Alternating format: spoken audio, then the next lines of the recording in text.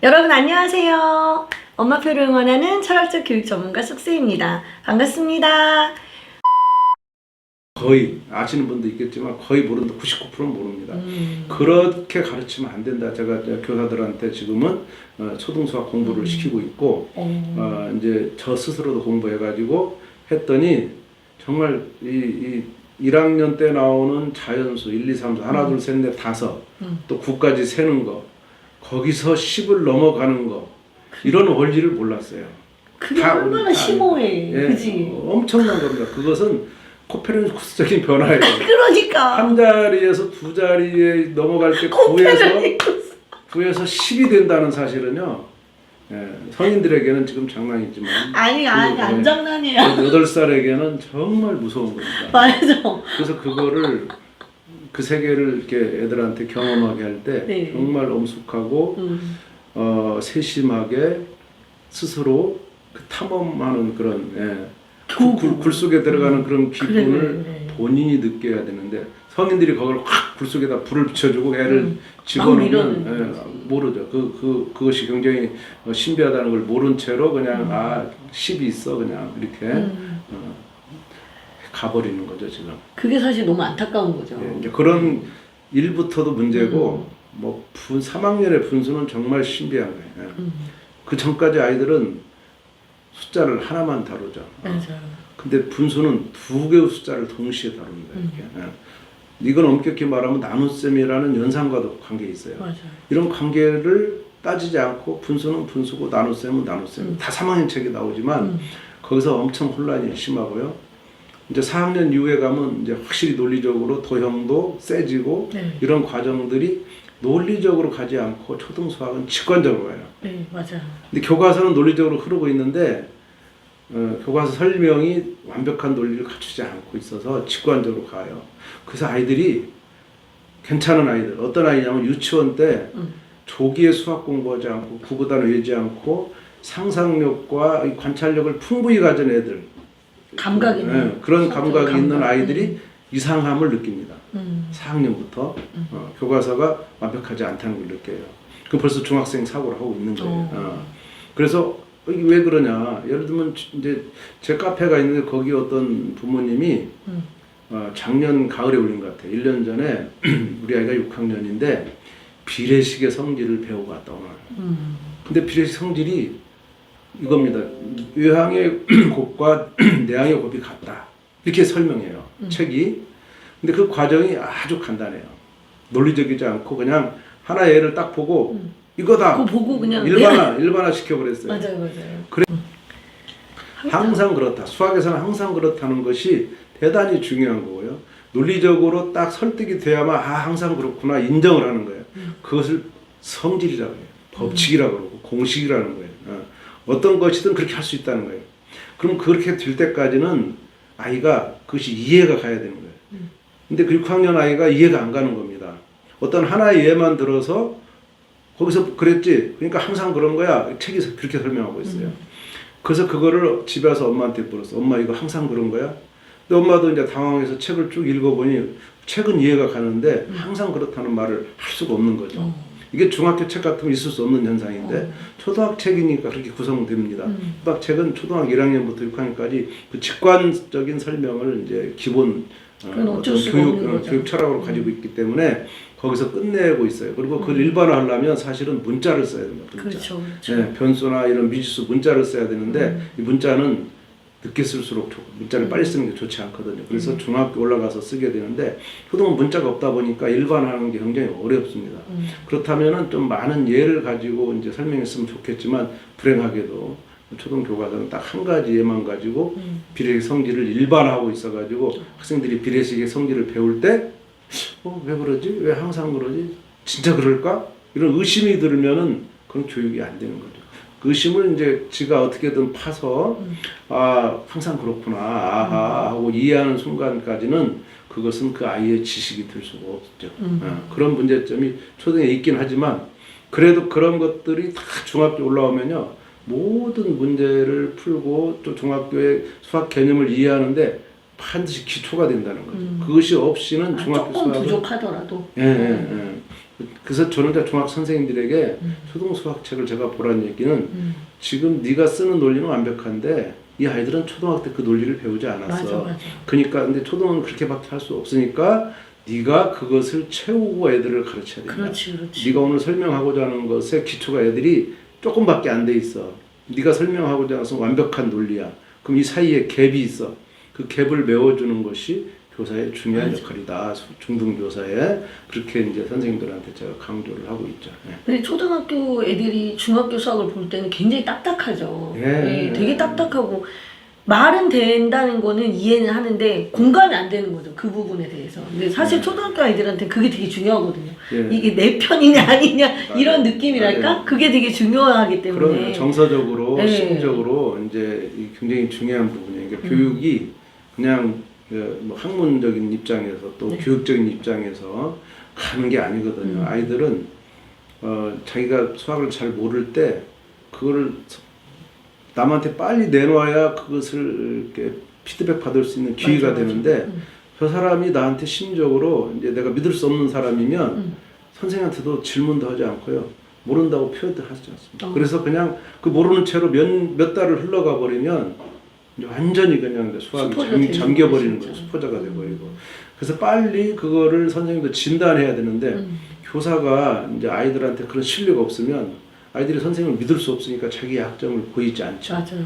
심정도 굉장히 중요해요. 이 교수법에서. 솔직하게 얘기하는 거. 네, 내가 네. 어느 부분을 모르고 있다는 걸 얘기하는 게 엄청 중요하죠. 네. 그런데 부모한테도 얘기하잖아요. 왜냐하면 부모가 성적을 원하고 이렇게 권위적이고 이런 부모일수록 아이가 자기의 그런 수학적인 고민 사실 이제 5, 6학년이 됐는데 내가 아직 뭐 3학년 분수도 잘 모른다. 뭐 이렇게 할 때 빨리 그거를 부모님한테 엄마 나 지금 분수가 어려워 이렇게 말해야 되는데 그렇게 말했다면 호통을 친 거니까 그런 이제 비민주적인 권위적인 집안에서는 아이가 수학적으로 문제 생겼을 때 그 도움을 요청할 그럴 문화가 왜 말하지 않았어 이렇게 말하는 부모는 무책임 말할 수 없는 분위기를 이제 계속 그 가족 문화를 만들었기 때문에 아이가 말하지 못하는 거죠. 그런 비민주적인 가정일수록 수포자가 많이 생겨요. 예. 그럼 우리가 애들이 좀 따진다. 네. 기분 나쁘잖아요. 솔직히 네, 엄마 네. 입장에서. 그러니까 엄마들이 엄마표를 할까 말까 고민하는 시점이 그런 부분이더라고요. 애들이 이제 막 따지고 왜 내가 해야 되냐 말아야 되냐 막 이런 얘기를 할 때 엄마들이 해야 될까 말아야 될까 고민된다. 근데 사실 선생님 애들이 큰다는 증거 아니에요? 그렇게 따진다는 것 자체가. 맞아요. 그렇게 생각을 하면 그나마 얘가 나랑 엄마표를 해서 얘가 이렇게 나한테 따지기라도 하지. 만약에 어린 시절부터 계속 학원만 이렇게 보내면 엄마 나 힘들어 나 어려워 무슨 말인지 모르겠어 이런 말 하면 선생님하고 상담하잖아요. 애하고 상담하는 게 아니라 선생님한테 상담하고 선생님 너 조금만 참으래 금방 괜찮아진대 이렇게만 얘기하면 얘가 점점점 입을 다물게 되잖아요, 그죠 선생님? 예, 참 어려운 부분이에요. 그러니까 맞아, 이제 아이들이 언제 따지냐면 이제 수학이 왜 필요하냐, 수학 공부해야 하냐, 난 안 하고 싶다 이렇게 하는 거는 수학이 싫어지는 거거든요. 네. 이제 그런 순간에 엄마가 외적인 동기만 가지고 또 수학 못하면 뭐 커서 뭐 고생해, 뭐 네가 원하는 좋은 대학 못 가, 뭐 이렇게 이제 위협을 하지만. 그래도 수학이 싫은 거를 해결할 수 없어요. 외적인 동기로 해결이 안 됩니다. 내적인 동기가 생겨야 그 싫어지는 것이 좋아지는 걸로 이제 바뀌는데 내적인 동기 부분이 굉장히 어려운 거예요. 예. 그래서 그 부분이 안 되니까 엄마들이 막 밀어붙여도 애는 이제 꼼짝도 안 하죠. 갈수록 뭐 관계만 나빠지죠. 관계만. 그럼 말씀 나오신 길에 네. 솔직히 선생님 자기주도 학습에 대한 얘기를 하시잖아요. 지금 내적 동기라는 게 결국 그런 거잖아요. 네. 스스로 궁금해하고 이런 거. 네. 그런데 지금 다들 어려운 거는 우리 애는 스스로 궁금해하지 않아요. 그런 얘기를 하는데 저는 그게 만약에 초등학교 1학년 아이가 엄마가 그런 얘기를 하면 초등학교 1학년 수학에 대해서 궁금할 게 뭐가 있냐 저는 이렇게 얘기해 주는데 도대체 몇 학년서부터 보통 애들이 수학적으로 이런 게 참 궁금하다 이런 걸 할까요? 그러니까 저는 한 4학년이라고 보는데 1, 2, 3학년 수학 1, 2, 3학년 수학에서 아이들이 어리기도 하지만 사실 이제 수학이라는 건 논리이기 때문에 논리는 이제 여러 개의 개념 속에서 논리적인 관계가 형성되는 거예요. 하나, 두 개 가지고 형성되는 건 간단하기 때문에 그래서 그 논리가 형성되려면 이제 그만큼 배운 수학, 애가 다룬 접한 수학이 많이 있어야 되는데 1, 2, 3학년 내용은 사실 4학년 그 다 합쳐도 4학년 내용이 안 돼요. 맞아. 그러니까 4학년쯤 가서 1, 2, 3학년의 내용이 이제 4학년과 어떻게 연결되느냐, 요게 이제 논리를 좀 생각해 볼 수 있는 어떤 이제 재료가 있는 거죠. 그래서 저학년에서는 너무 논리를 따질 필요는 없고, 또 저학년 수학은 4학년 정도 돼서 애가 수학을 좀 한번 정리해 봐야 되겠다. 그러면 단순간에 정리가 돼요. 1, 2, 3학년 때는 잘 못했다 할지라도 4학년에서 이제 뭔가 이게 애가 잡히면 그 큰 문제였고, 이렇게 어떤 수학은 상위 학년으로 올라갈수록 그 이전 학년의 것들이 별볼이 없는 거예요. 그래서 저는 중3 최악의 경우 중3까지 갔는데 중3까지 수학을 이렇게 이제 별로 싫어하고 공부도 많이 안 하고 이런 아이가 중3 때에 다시 뭐 초등 수학 뭐 3, 4, 5, 6학년 이런 수학을 다시 공부하는데 걸리는 시간이 1년씩이 아니고 불과 한두 달 만에 다 이렇게 한 학년 거 넘어가 버려서 이제 그렇게 할 수 있는 것은 내가 수학 공부를 해야 되겠다 라는 동기가 생기는 거고, 수학이 필요하구나, 단순히 대학 가기 위해서 필요한 게 아니라 수학이 정말 좋구나, 중요하구나, 이렇게 그 느낌을 가지면 한순간에 끝나는 거예요. 그러니까 중3까지도 괜찮으니까 너무 걱정할 필요는 없고요. 그러나 이게 중3까지 우리 애를 먹이면 얼마나 힘들겠습니까? 맞아요. 조기란 말은 한 초등학교 고학년쯤에 확실히 수학이 왜 좋은지를 지가 스스로 느끼게 해줘야 되는데, 불행하게도 우리가 성인이 또는 저 같은 사람이 아무리 아이한테 수학이 좋다, 수학이 필요하다고 설명하고, 요새같이 뭐 인공지능이 어떻고 뭐 이렇게 암호화폐가 어떻고 뭐 4차 산업혁명 이렇게 말해도 그 아이가 지가 핸드폰을 쓰고 있으면서도 또 그런 인공지능을 보고 있어도 못 느껴요.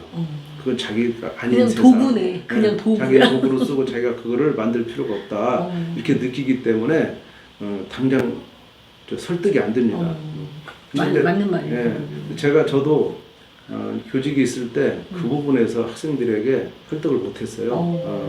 저는 이제 뭐 학기 초에는 이렇게 뭐 수학이 뭔지를 설명해주기, 첫 시간, 2시간 이렇게 해가지고 오리엔테이션도 하고 수학 공부법도 좀 얘기하고 이렇게 했지만 썩 애들이 좋아지지 않더라고요. 그 이유는 제가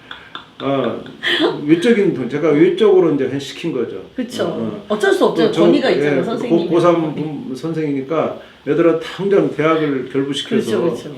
상담할 때도 너 현재 뭐 수학 몇 등급이야. 너는 갈 수 있는 대학이 여기야. 이렇게 자꾸 애들을 등급으로 이렇게 깔랐어요. 그런 잘못을 이제 저질렀는데.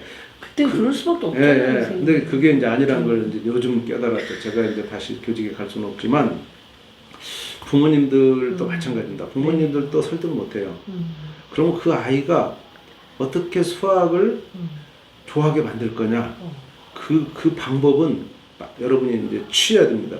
그런 분위기와 문화를 만들어줘야 되는데 그게 쉽지 않은 거죠. 이거는 가정 전체를 뒤바꿔야 되는데 가장 문제가 되는 거는 비민주적인 이제 문화입니다. 그러니까 이제 부모님들이 정말 아이랑 항상 모든 일을 상의하고 아이를 인격체로 존중해서 그 아이의 어떤 이제 인권이죠. 인권을 존중해서 민주적인 가정을 운영하고 있다면 쉬워요. 그런 집은 쉬운데 부모님들이 되게 권위적이잖아요. 어쨌든 어른이고, 그러니까 아이를 너무 어린 애로 본다든가 이렇게 해서 모든 결정권을 부모가 쥐고 있으면 수학의 공부의 주도권, 자기 주도적인 것이 생길 수가 없어요. 예. 그러니까 집안의 다른 일은 다 부모가 권한을 가져가고 수학 공부만 주도적으로 해라. 말이 안 되죠. 말이 안 되죠.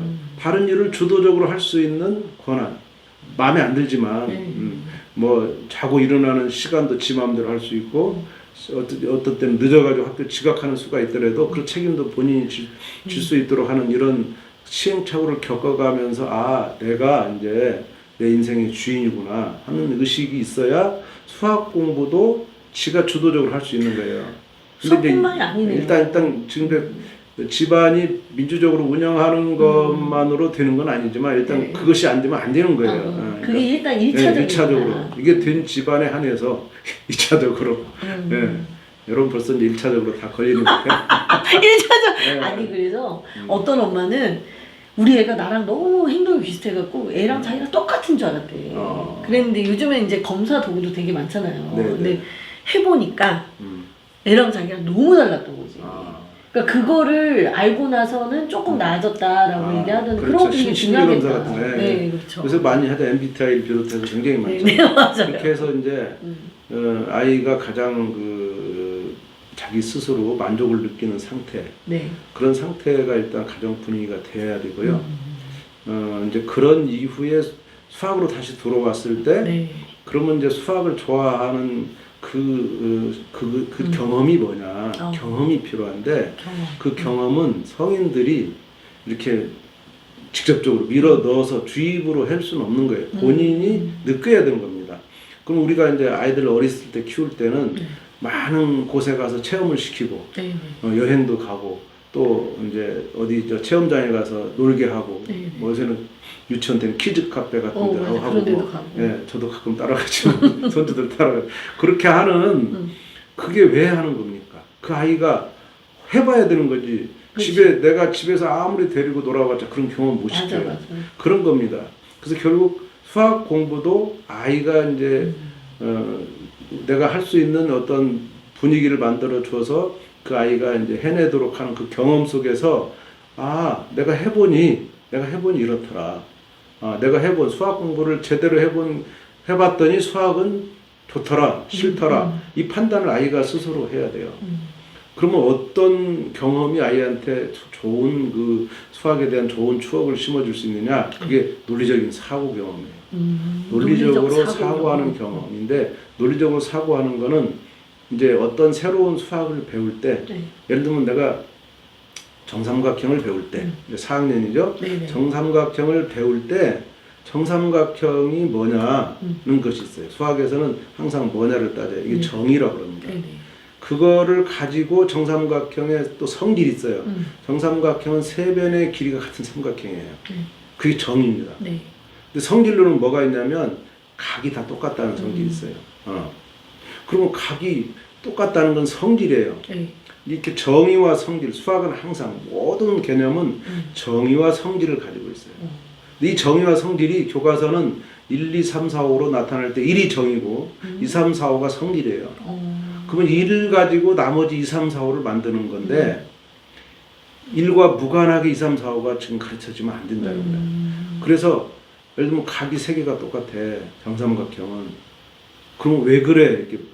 이렇게 각이 3개가 똑같다는 게 중요한 게 아니에요. 그걸 아는 게 중요한 게 아니고 왜 똑같다고 말할 수 있느냐? 설명해봐. 이게 가장 중요한 거예요.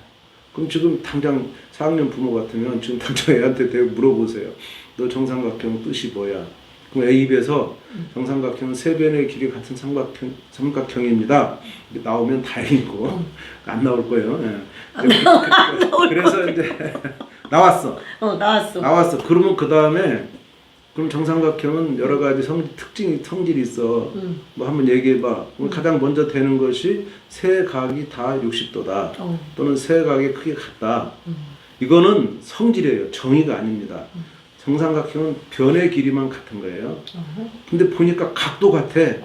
라는 것을 발견해야 돼요. 근데 이것은 발견으로 끝나면 안 되고 왜 같냐면 변의 길이가 같기 때문이야. 때문이란 말은 원인이란 말이에요. 변의 길이가 같기 때문에 각도 같은 거다. 근데 왜 변의 길이 같으면 각이 같지? 이 사이에 갭이 있잖아요. 변의 길이 같다고 각의 길이 같다는 말은 일치하지 않는 거예요. 그럼 여기서 이리 끌고 가는, 이거 연결하는 이게 논리거든, 이거. 이걸 설명하는 것이 그 전에 이등변 삼각형의 성질을 이용하는 겁니다. 이등변 삼각형을 배울 때 두 변의 길이 같다. 그럼 그 밑에 있는 두 각의 크기 같다. 맞아. 이것을 또 이등변 삼각형 역시 배워야 될 중요한 목표예요. 왜 같냐? 여러 가지 실험을 하고 경험을 해서 같구나 하는 걸 알았어요. 그러면 이제 정삼각형은 세 변의 길이가 같기 때문에 또 그 각이 어떻게 같냐는 걸 설명할 수 있는 방법을 본인이 만들어내야 돼요. 물론 책에서도 하지만 교과서 그걸 요구하고 있지만 그렇게 해가지고 정삼각형의 세 각의 크기도 같구나. 변의 길이가 같은 게 정삼각형인데 각도 같구나.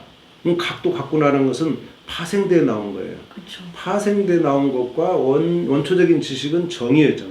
세변의 길이 같다. 요거에서 파생된 거니까 이 사이에 논리적인 연결이 필요한 거죠.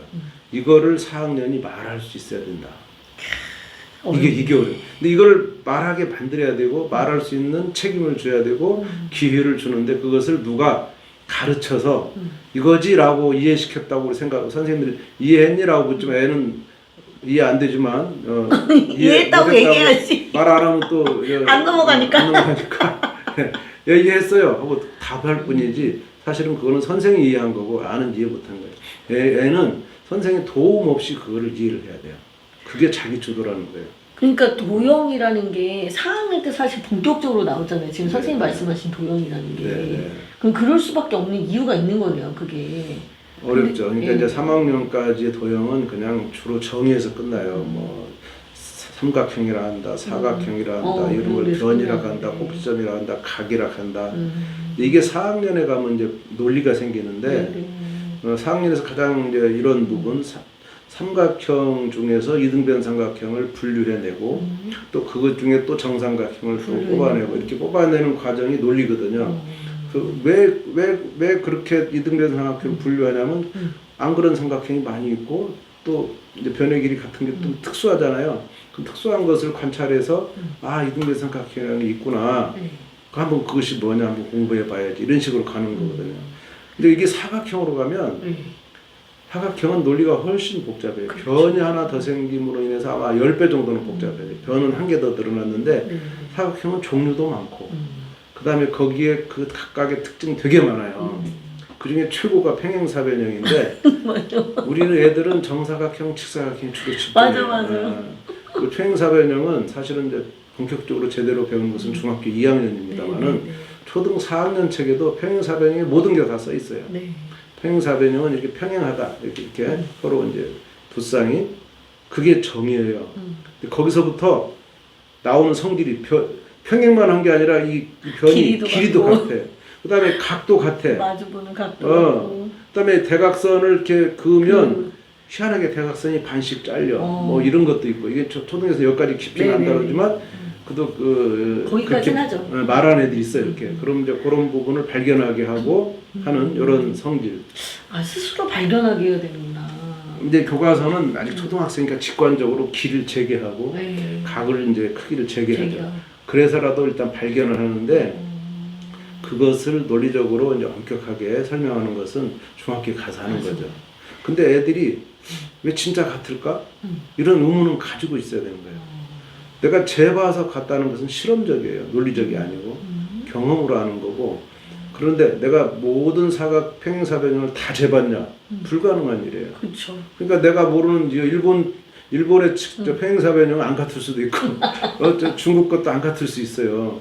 그러면 중국 애들한테 내가 야 평행사변형은 길이 같은 거야 마주보는. 그때 중국 애들이 야 우리나라가 안 같아 이럴 수도 있잖아. 이런 것을 만국 공통으로 하기 위한 게 수학인데 그래서 어디서나 똑같다. 그 일관성이고 이제 일반적인 원리가 되는 거죠. 거기까지 가는 것이 수학인데 이 도가 중학교 수준이냐 초등학교 수준이냐 나눠지긴 하지만 초등학교도 최대한 그거를 생각해 볼 수 있게 하는 기회는 제공해야 되고 결론적으로 아이들이 이제 거기까지 못 가더라도 호기심은 가지고 있어야 돼요. 이상하다. 진짜인가? 이걸 가지고 있는 아이가 중학교에 올라가면 그걸 진짜로 하거든요. 그때 내가 가졌던 그 호기심이 풀리는 거예요. 그게 공부예요. 그때 내가 이제 평행사변형이 두 변의 길이가 같다는 것을 이제 진짜 알았구나. 근데 바로 알지 않더라도 그럼요. 몇 년 후에라도 그러니까 어떤 사실을 수학적인 사실을 초등에서 가르치는 거는 직관적으로 이제 완벽하게 이해 못해도 알고 있었을 때 거기에다 호기심을 주는 거거든요. 그렇죠. 주었을 때 아이가 그 수준에서 직관적으로 이해하고 재봐서 이제 실험적으로 이해를 했어요. 실험적으로도 이제 증명할 수 있는 거니까 그러나 다만 일반화하기는 어렵다. 하지만 일반화에 대한 꿈이 있는 거예요. 실제로 아이들은 다 있습니다. 그 꿈을 부모가 짓밟아서 그렇지. 그런 꿈이 생기기도 전에 그냥 문제풀이에 들어가면 그것을 막 사실처럼 계속 이용하거든요. 그러니까요. 내가 훨씬 넘는 그걸 가지고. 그래서 사실은 초등학교는 그런 문제풀이보다 그런 꿈을 키우고 그런 개념적인 고민을 가지고 이제 그것을 고민할 시간이 많아지는 것이 수학 공부에 훨씬 더 중요하고 어렵습니다.